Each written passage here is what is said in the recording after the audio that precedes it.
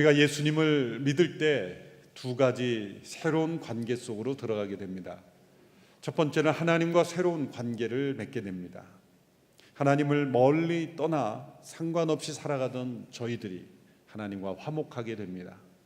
하나님의 자녀가 되어 하나님의 돌보심을 받게 되고 또 하나님의 백성으로서 하나님의 다스리심을 받게 됩니다.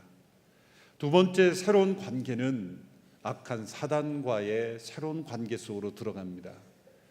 이전에는 없었던 새로운 갈등, 원수 사단과 대적된 관계, 원수 관계로 들어가게 되는 것이죠. 그리스도를 믿기 시작하면서부터 우리는 사단의 표적이 되며 또 사단의 공격에 노출되게 됩니다. 예수님을 믿는다는 것은 사단의 선전포고를 한 것입니다. 믿음으로 살아가는 모든 성도들은 이 사단의 공격을 피할 수가 없습니다. 그러나 두려워할 필요가 없습니다. 첫 번째 맺어진 새로운 관계, 하나님과의 올바른 관계 속에 있는 성도를 사단은 무너뜨릴 수가 없습니다. 하나님의 보호의 울타리 안에 있는 성도들은 사단은 결코 해칠 수가 없습니다. 위협하고 두려워하게 할 수는 있어도 무너뜨릴 수는 없습니다. 사단은 하나님을 두려워합니다. 그래서 마귀를 대적하라, 그러면 너희를 피하리라 말씀하신 그것은 우리에게 주어진 승리의 약속입니다. 그래서 사단은 하나님 안에 있는, 하나님과 올바른 관계에 있는 성도들을 무너뜨리기 어렵고 무너뜨릴 수 없기 때문에 우리 스스로가 하나님 울타리 밖으로 나오도록 우리를 유혹하고 공격하는 것입니다. 우리가 가진 자유의지로 하나님과의 관계를 단절하고 스스로 하나님 그 울타리 밖으로 우리를 이끌어내는 것이 사단의 주된 공격의 전략인 것입니다. 하나님 보호의 울타리 밖으로 우리가 스스로 나온다면 인격적인 하나님, 우리를 기계처럼 움직이지 아니하시는 그 하나님께서 우리 스스로 하나님과 상관없는 길로 간다면 사단의 주된 공격을 받게 되는 것입니다. 오늘 본문의 말씀에서는 그 사단의 공격을 마치 군사들이 고대 전쟁에서 많은 화살들을 쏘아서 그 군인들이 공격할 수 있는 길을 여는 그러한 공격으로 비유했습니다. 고대 전쟁에서는 많은 화살들을 쏩니다. 오늘날 현대전에서는 보병 군인들이 들어가기 전에 공군들이 폭격을 한다든지 많은 포병들로 그 폭격을 해서 그 길을 여는 것과 마찬가지죠. 당시에는 화살들로 그런 일들을 했던 것이죠. 그래서 그 화살 쪽에 독을 발라 스치기만 해도 생명을 잃어버리게 한다든지 불을 붙여서 그 적진에 큰 피해를 입히게 하는 그런 전략이죠. 악한 사단은 모든 상황 속에서 수많은 화살들을 우리에게 쏘아댑니다. 우리의 마음속과 생각 속에 스쳐 지나가는 많은 생각들이 바로 사단이 독을 발라 쏘는 화살일 수 있고 불을 붙여 우리에게 던지는 불화살일 수가 있는 겁니다. 우리 마음속에 찾아오는 엄습해오는 모든 악한 생각들, 불안, 두려움, 미움, 때로는 욕망, 질투, 유혹, 우리의 상상 속에 일어나는 많은 것들이 사단이 우리에게 쏘아대는 화살들입니다. 사단이 우리가 하나님의 울타리를 떠나도록 공격하는 많은 화살 중에 대표적인 것이 바로 이 불안입니다. 불안의 화살이라고 할 수 있습니다. 우리를 불안하게 합니다. 그리고 하나님 밖에서 그 불안을 해결하도록 하는 것입니다. 우리가 느끼는 불안은 일종의 하나님을 향한 귀소 본능입니다. 고향에 대한 향수입니다. 우리가 이 땅을 살아가면서 아무 문제가 없는데도 우리 마음속에 불안한 이유는 뭘까요? 그것은 우리가 이 땅이 고향이 아니라는 것, 이 땅이 최종 목적지가 아니라는 것을 우리에게 알려주는 신호인 것입니다. 어떤 이유와 목적 때문에 잠시 이 땅을 머무는 것이고 이 땅에서 해야 할 일이 있다는 신호일 뿐입니다. 우리는 하나님을 사랑하고 하나님 안에 있도록 만들어졌습니다. 그런데 그 밖으로 나가도록 할 때 우리 안에 느껴지는 것이 불안입니다. 그래서 히포의 어거스틴이 주 400년 무렵에 이런 기도문을 남겼죠. 당신을 위해 우리를 만드셨으므로 우리 마음은 당신 안에서 쉼을 얻기까지 불안합니다. 사단은 하나님을 향하도록 일어나는 이 불안을 이 세상에 속한 것들로 자신을 채워서 해결하도록 속입니다. 인간관계를 통해서 해결하도록 합니다. 세상의 쾌락을 통해, 오락을 통해, 세상의 지식을 통해 그것을 해결하려고 하지만 잠시 잊혀질 뿐이요 더욱더 불안해질 뿐입니다. 그래서 스스로 하나님을 떠나 사단의 공격 대상이 되도록 하는 것이죠. 그 밖에도 두려움, 염려, 의심, 미움, 이 모든 것들이 우리가 스스로 하나님의 울타리를 떠나도록 우리에게 날아오는 불화살들입니다. 이것을 막아내는 방패가 필요하다 말씀하는 거죠. 그래서 오늘 본문 16절의 말씀에 하나님께서 우리에게 주신 이 방패가 바로 믿음이라는 방패다 라고 말씀합니다. 16절의 말씀 같이 읽습니다. 시작. 모든 일에 믿음의 방패를 가지고 이것으로 악한 자의 모든 불화살을 소멸시키며, 악한 자가 쏘아대는 많은 불화살을 어떻게 막아낼 것인가? 믿음이 그 방패 역할을 한다는 것이죠. 왜 믿음이 이 방패 역할을 하게 되는 것입니까? 믿음의 본질, 그 믿음의 원리를 깨달아야 믿음이 어떻게 방패 역할을 하는지를 깨달을 수 있습니다. 믿음에 있어서 가장 중요한 것은 무엇을, 누구를, 어떤 존재를 믿느냐 이겁니다. 첫째로 믿음은 언제나 그 대상에 의해서 결정되는 것입니다. 믿음은 언제나 그 대상에 의해서 결정되는 겁니다. 믿음은 항상 그 대상을 가리키는 것입니다. 믿음이 있다고 하면서 그 대상이 불분명한다면 그것은 믿음이 아니죠.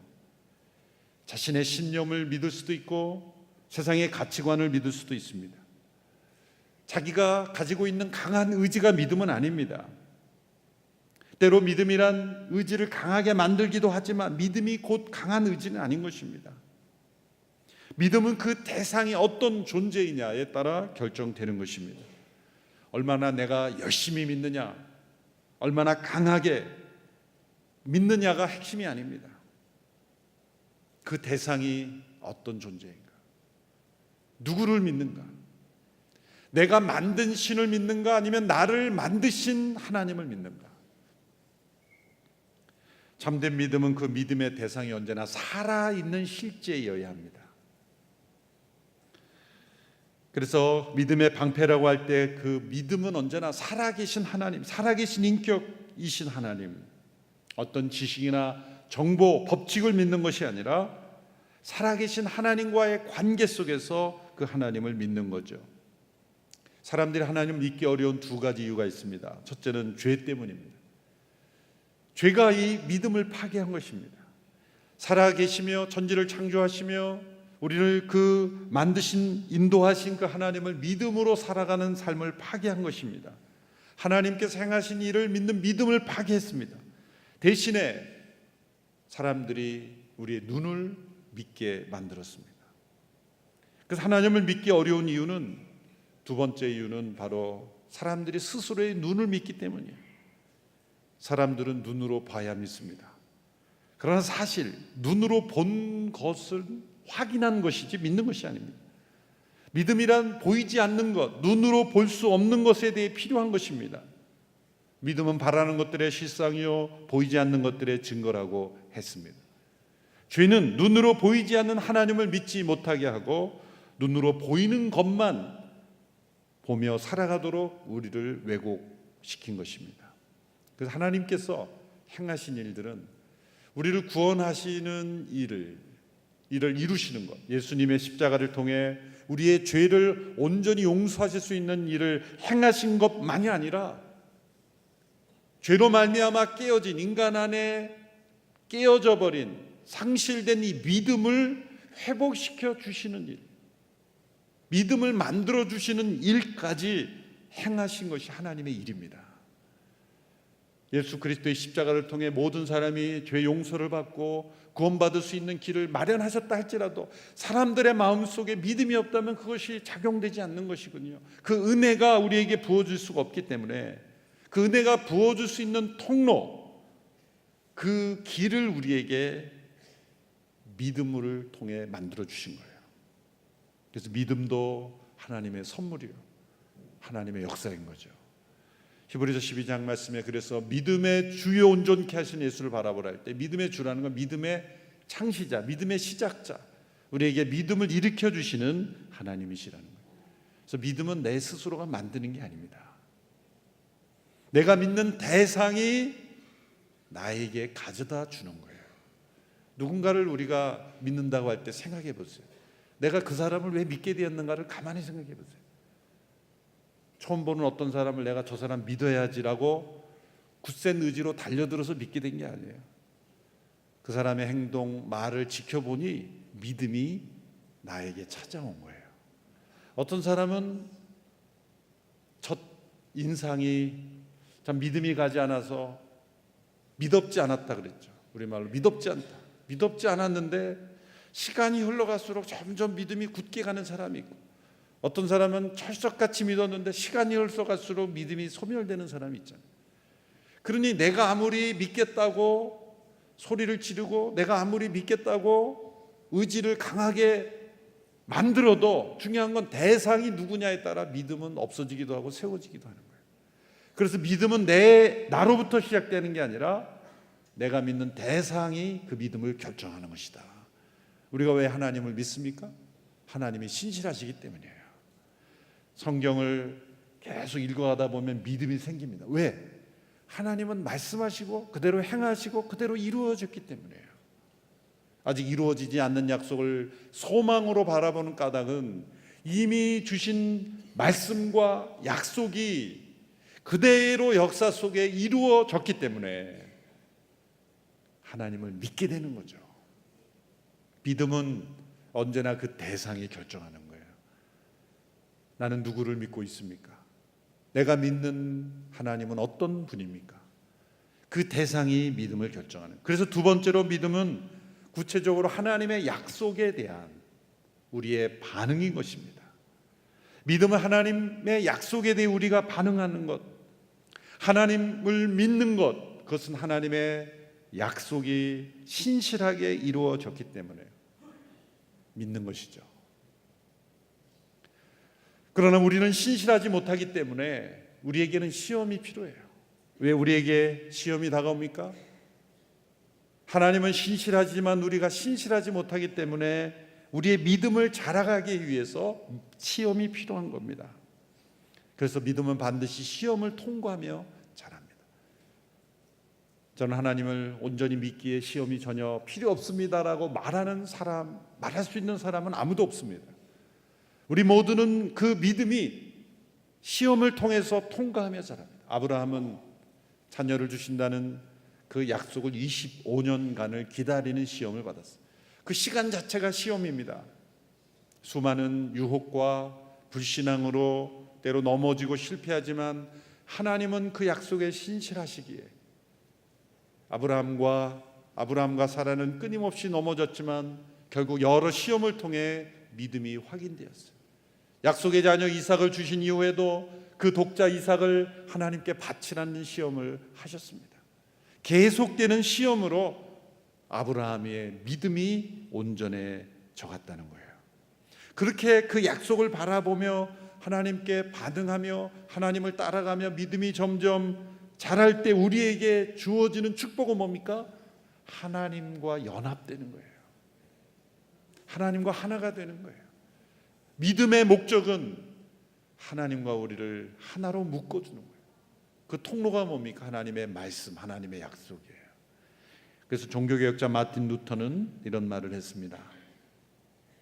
견고한 믿음으로 하나님의 약속들을 굳게 붙드는 영혼은 그 약속들과 든든히 연합하게 되며 온전히 그 약속들 속으로 들어가기 때문에 그 영혼은 그 모든 약속들의 능력을 나누어 가지게 될 뿐만 아니라 아예 그 능력에 흠뻑 취하여 적셔지게 된다. 견고한 믿음으로 하나님의 약속을 붙잡을 때 그 약속이 우리를 하나로 묶어서 약속과 연합되면 결국 하나님과 연합되게 돼요. 하나님의 능력을 우리가 나눠 가지게 돼요. 하나님의 능력에 적셔지게 된다, 그런 표현을 썼어요.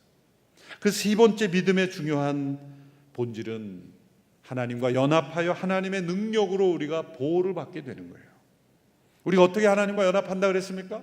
하나님의 약속에 믿음으로 반응할 때 그 약속이 신실하게, 그 약속을 붙잡는 모든 백성들의 하나님께서 보호하시는 능력이 임하신다는 거예요. 아브라함의 생애에서도 자녀를 주신다는 약속이 더디 이루어지고 있을 때 아브라함은 사단으로부터 의심과 불신의 불화살을 계속 맞았죠.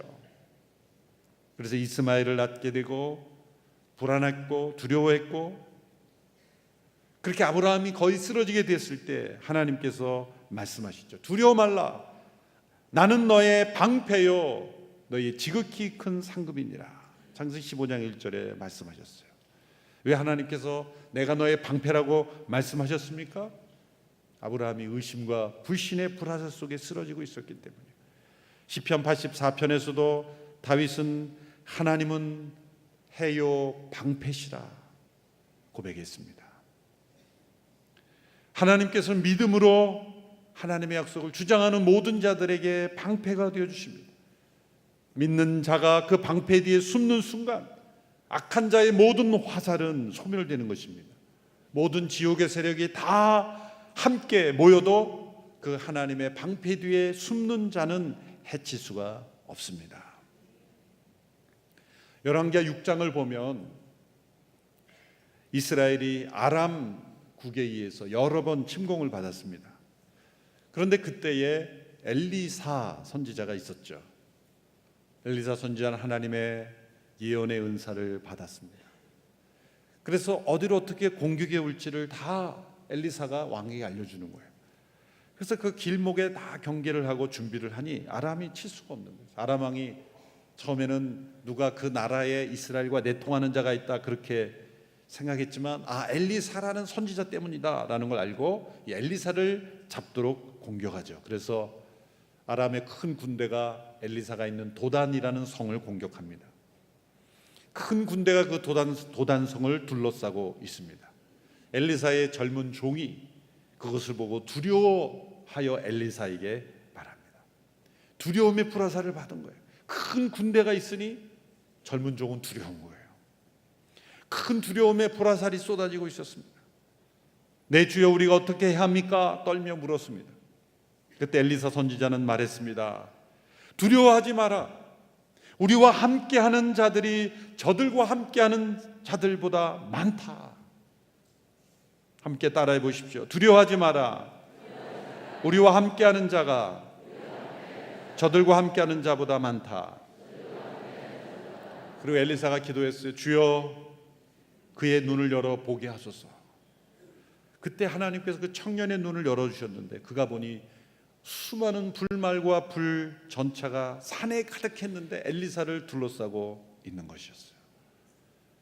우리 눈에 보이지 않지만 하나님의 말씀 속에 하나님의 약속을 주장하고 하나님과 연합된 하나님의 사람들은 수많은 하나님의 능력으로 보호하고 계시다는 거예요. 우리 눈에 보이지 않았을 뿐이에요.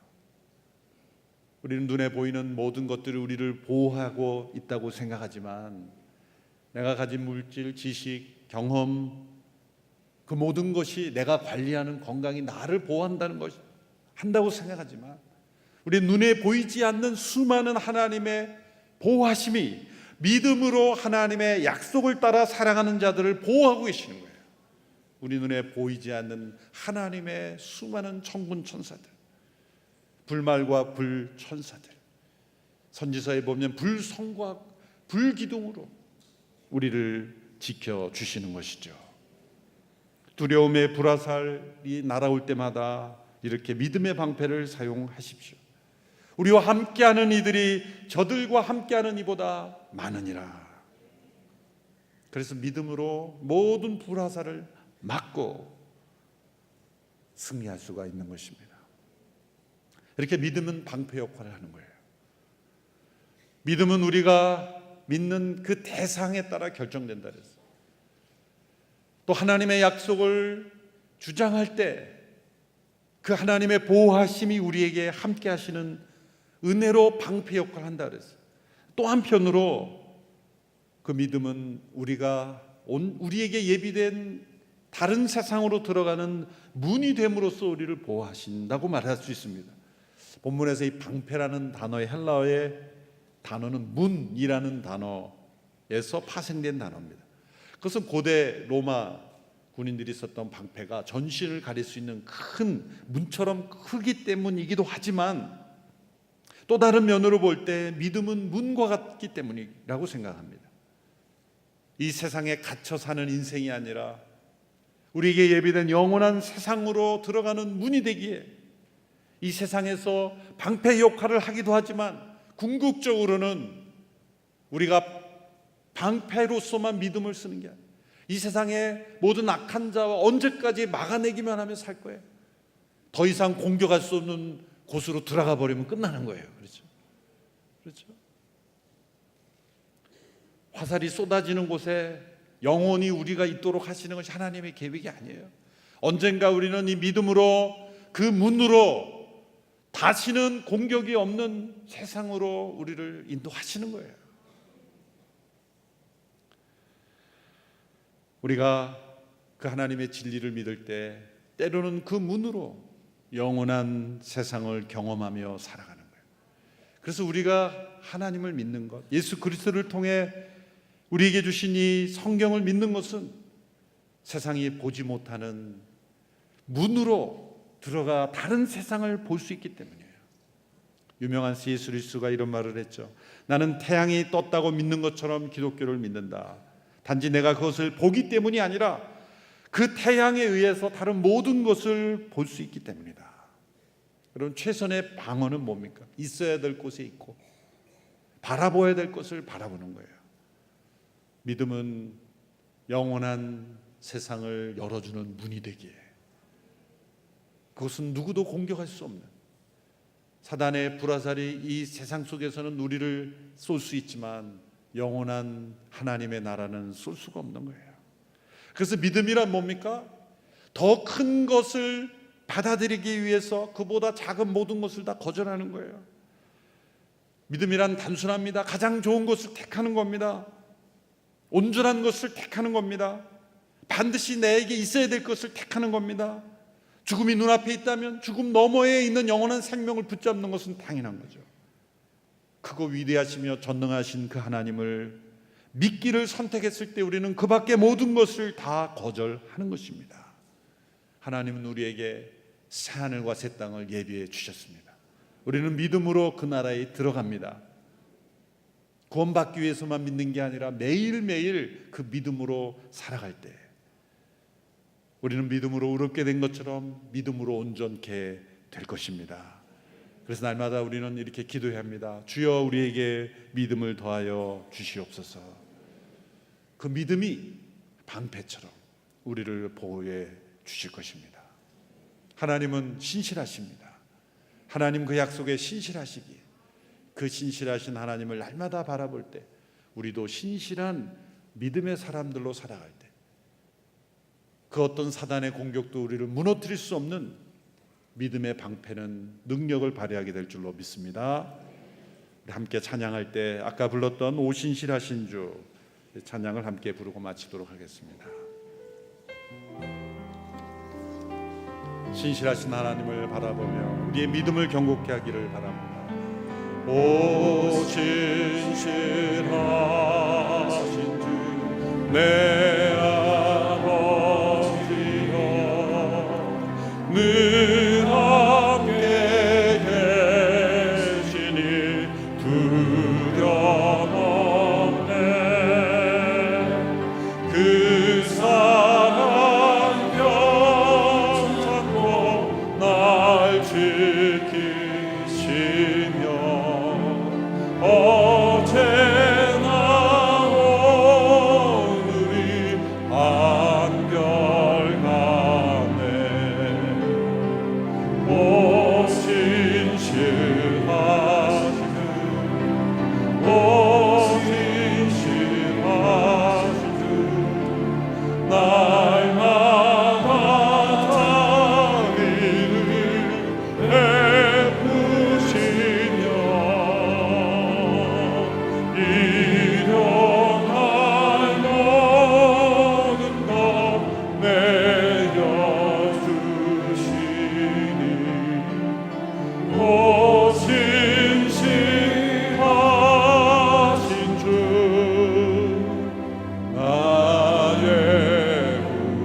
4절 함께 부릅니다. 내 죄를 사하여 안위하시고 주 친히 오셔서 인도하네. 오늘의 힘내고 내일의 소망 주만이 만모를 내리시네.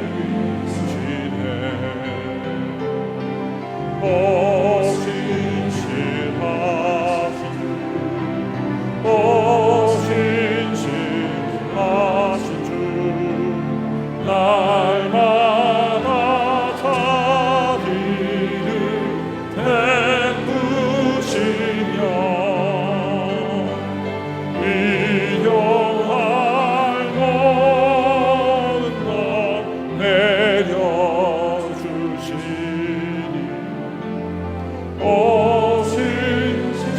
신실하신 주 나의